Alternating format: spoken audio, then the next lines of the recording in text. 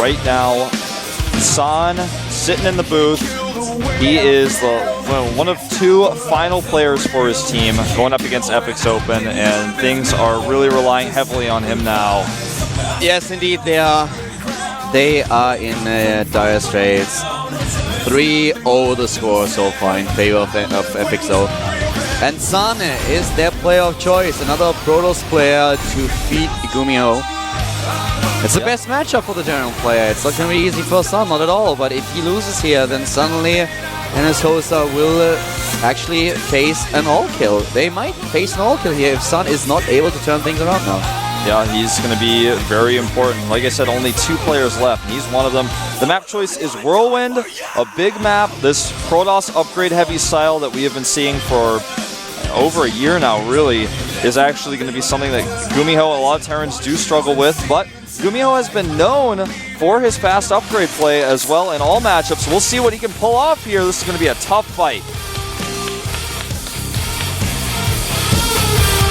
Lights go out, it's finally going down. Feel it in the air.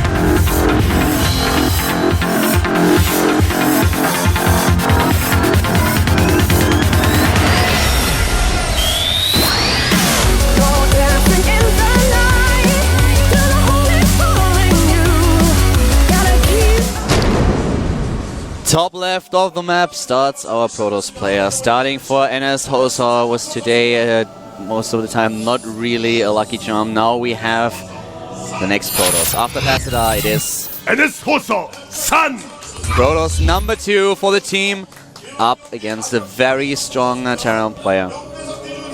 He's another one of these super clean QSEN DT35 guys. Bottom left, his opponent. In the blue, starting for FXO. FXO, Gumiho! I think It actually rhymes. Yeah. I love it. I think it's highly possible that there's a clan of pro gamers that spreads across multiple teams, and they only use white ET35s, and they have OCD, and they clean them every night. They go, as soon as, right before they go to sleep, they brush their teeth, they change their clothes, they wash their face, and they clean their DT35. I think the dirtiest piece of equipment that a pro gamer owns, or a player in general, or whoever, is usually his keyboard. Actually, looking at the keyboard that we are using, oh god, it is so bad. basically confirms the thought. Oh man. Did you ever have that, guys, that you actually think about your keyboard and everything, and you have to clean, and you turn your keyboard around, and suddenly all this stuff falls out of your keyboard, and you're like, what? Yeah, actually, you should do that right now. You should take your keyboard while you're watching this, while we're in the early game here. Just turn it around and shake it a little bit. Yeah, shake it. Tap it pretty, somewhat sternly from the back, almost if you're trying to make a baby burp. And your keyboard will displace all sorts of fun objects on your desk. Make sure you don't have anything important on your desk before you do that, because, well, you'll find out why.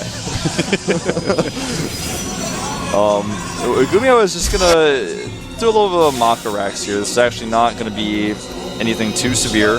Just going to be able to put a little bit of faster pressure on his opponent, also scare the Protoss a little bit.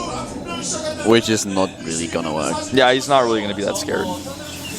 The command center is building now 1 barracks into expand for Gumiho, and at the same time we have the Protoss player to the top left with the Cybernetics core. The maps, as you could see, Whirlwind is a map that so far has been in favor of Protoss just a tiny little bit. Not by a huge margin. It's one of the newer map additions to the GSL, therefore we have only a very small sample size. Yep, the Marine going in the incorrect location as the SCV is scouting to the top left. The Marine was sent to the bottom right to scout the opposite way. Now he knows which direction to go. He's going to take the watchtower, and that's actually all he's going to really be able to do with that first Marine. He misses just barely this probe here, so even though he sees it now, he's still not going to be able to stop it from seeing his 1-racks expand. Talking a little bit about San's history in this matchup, he has a 53% win ratio in competitive games with 24 wins and 21 losses. But recently he was a little bit in... I'm definitely not going to call it a slump. He had a little bit bad luck with his opponents, I think, because the recent Terran players that he faced, he lost to all of them. He lost to Bomber and Marine King, and these are definitely Terrans that you... It's not a shame to lose to them, let's put it like this. So he's definitely one of the players who can edge out a win here, and it's a decent matchup for him, but seeing how well Gumiho plays today and how great he is in this matchup, it's going to be very, very difficult, and I I think this... I don't know. From what I've seen from Gumiho today right now, he's definitely my favorite for this match. By the way, Kelder, we have not only the 2 gateways being added, but a third one as well. He's going up to 4 and he's chrono boosting warp gate research. He wants to put pressure on this expansion. He knows that there's a little bit of mining, or not mining time, barracks building time lost. He was able to spot that barracks earlier on, so he knows the situation is a little bit weird. And with that 1 bunker, 4 gateway pressure can actually break through. We've seen this a lot on Tal'Darim Melter, just very standard follow-up. MC actually does this quite often against Terrans. Did this against Tasia, in fact, very recently. And this is definitely a strong build, especially considering that he went for that fast 3rd command center. He has very few units out right now. I like this a lot. I like the early pressure. He's seen all the games that Gumiho played so far, and he knows that Gumiho was really comfortable in the late game when it came down to the macro game. So starting here with a very aggressive build and trying to edge out an early advantage to his opponent or doing a little bit of damage to his economy is definitely something that I would love to see. The neutral depot will go down here, which actually will allow the Zealots to close distance potentially faster here. Barracks number 4 and number 5 now for Gumiho. A lot of production here added. Second bunker going down as he is. No, actually, that's going to be a depot. He's not making a second bunker. This could be devastating, especially if these Marines get trapped by the sentries that are out. Oh, if he baits him down again like that, he could actually just kill him. We've seen this a lot actually happen in this matchup. This is a scary force for San here.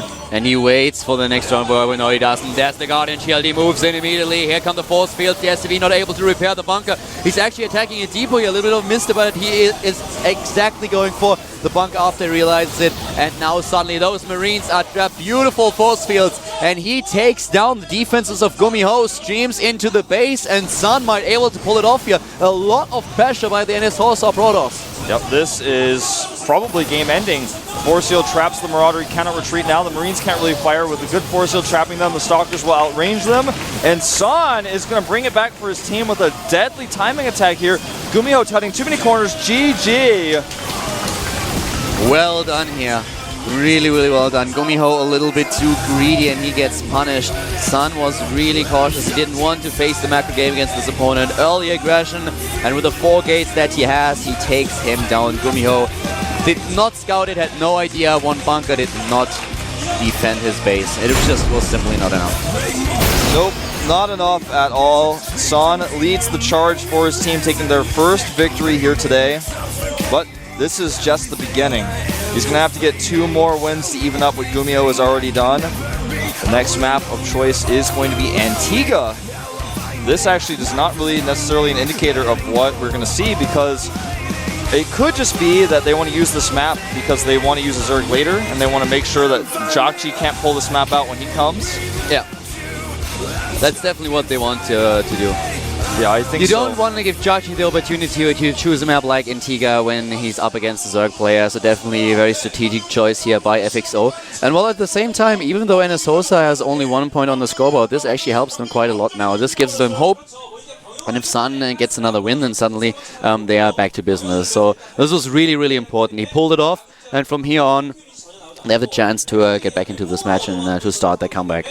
Yeah, just a really greedy play there on that last map by Gumiho, taking the faster 3rd command center, making only Marines. Then, as his Mirage were coming out, he was just a little bit too slow on the repair. He lowered his depot, which was next to his bunker. Now, the idea for this, I think, was so my SCVs can repair, but unfortunately, it just meant that the Zealots got better surface area, and then he just killed the bunker so quickly as a result.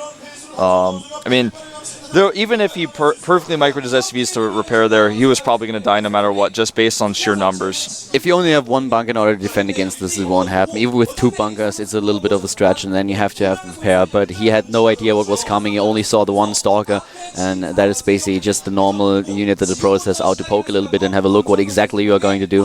So very well played by San, and now the ball is in the court of FXO. They have to choose the 2nd player for the day.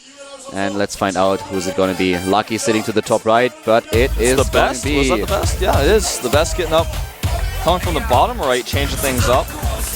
And man, oh man, we talked about this before, but the best, he's not wearing the Zoro mask, but in my heart and in my mind, he is. San is like, oh, what all-in am I going to have to face today? The best, I tell you what, he can play macro games, and in practice he does, but in televised games, he certainly does not. I mean, he hardly ever shows a macro game in the GSL, be it the GSTL or Code A. Well, we find out what he has in mind today. Joya said earlier in the interview that they prepared a lot for this, that they actually trained really hard. So I definitely assume that for a player like San, they had someone specially in mind who could edge out and win here, and it's apparently the best. So let's see what he prepared, what he wants to do against San. The best is really good at Marine Tank Banshee plays against Protoss. That may be something that we see here. If he plays a macro game, I'll be excited. But this is just, I mean, more so than Tassadar even, this guy does all-ins almost every time he comes out. San is going to have to play safely here, and just the face of the best in that booth is going to be enough to make San play a little bit less greedy. And if the best plays a greedy game himself, then San can fall behind. His face? Yeah, man. The face alone of the best will make him have to think. I can already see you being a coach, and the first thing at some point when you are sure your guys are really prepared, strategic-wise. Okay, Niall. Now we train faces. Yes. Intimidating. Exactly, man. That's Desperate. actually so important. Look how intimidated San looks in that booth. See him blink just then? He blinked twice. Listen, you don't have to blink that often involuntarily. It shows he's a little bit nervous. I don't know. To me, the best looks a little bit like the Korean Cloud. I can see that. I mean, it's not like a strong resemblance, but to me it looks a little bit, from the angle that we have here, it looks a little bit to me like the Korean Cloud. Well, Tassadar, we talked about Tassadar being a mob boss earlier, but you know what? The best to me is actually just the assassin who's killed so many people emotionlessly. He does not care. Just sits on the booth, he cracks his knuckles. He is ready to go. It's his map choice, and he is going up against San Zen. We'll see if he can make this work. San needs another win to pull things back for his team. The best is his opponent. We'll see if he can do it. This is the GSTL with Caldor and Wolf.